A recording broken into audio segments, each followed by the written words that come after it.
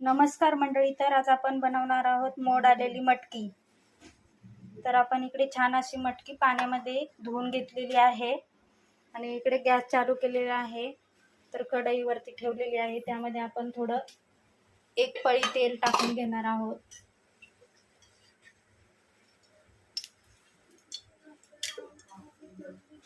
त्यामध्ये ही मटकी टाकून घेणार आहोत आता।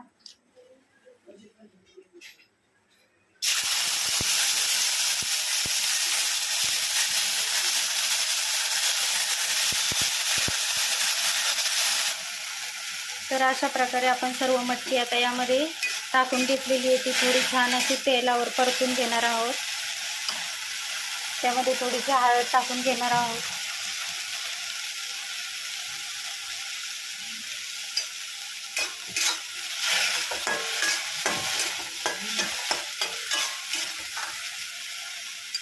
त्यामध्ये 1 ग्लास पाणी टाकून घेणार आहोत।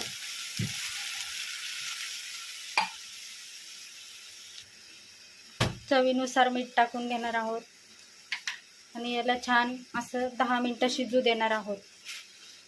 तर मटकी आपली इकडे छान अशी शिजलेली आहे। तर आपण आता त्यासाठी इथे वाटण तयार केलेलं आहे। इकडे टोमॅटो कापून घेतलाय, त्यानंतर कांदा इकडे छान असा भाजून घेतलाय, त्यानंतर खोबरं इकडे छान असं भाजून घेतलंय, शेंगदाणे भाजून घेतले छान असे, त्यानंतर हा गावठी लसूण, इकडे जिरे आणि इकडे कढीपत्ता ठेवलेला आहे। तर आपण आता हे मिक्सरमध्ये बारीक करून घेणार आहोत। तर आपण हे आता मिक्सरमध्ये छान असं बारीक करून घेऊया। आपण अशा प्रकारे वाटण तयार केलेलं आहे। आपण इकडे आता कढई गरम करायला ठेवलेली आहे। त्यामध्ये आपण आता 1 पळी तेल टाकून घेणार आहोत। त्यानंतर त्यामध्ये आपण जिरे टाकून घेणार आहोत, त्यानंतर कढीपत्ता,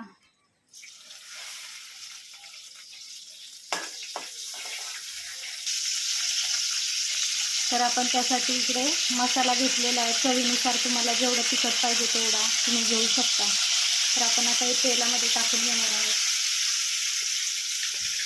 त्याला छान असं तेलामध्ये परतून घेणार आहोत। त्यानंतर आपण इकडे वाटण तयार केलेलं आहे ते त्या मसाल्यामध्ये टाकून घ्या।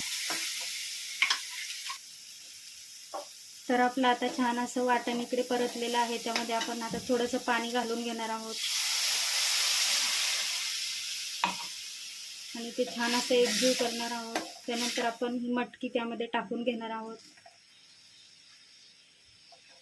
ती पण मिक्स करून घेणार आहोत। तर आपली छान अशी भाजी आता आपण इकडे करायला ठेवलेली आहे। तर ती उकळी येऊपर्यंत आपण छान अशी तयार होऊ देऊया। 10 ते 15 मिनिटं लागतील।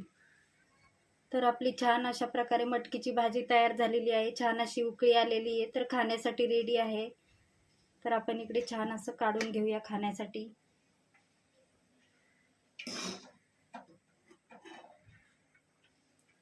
तर ती तुम्ही चपाती सोबत खाऊ शकता। तर तुम्ही नक्की ट्राय करा।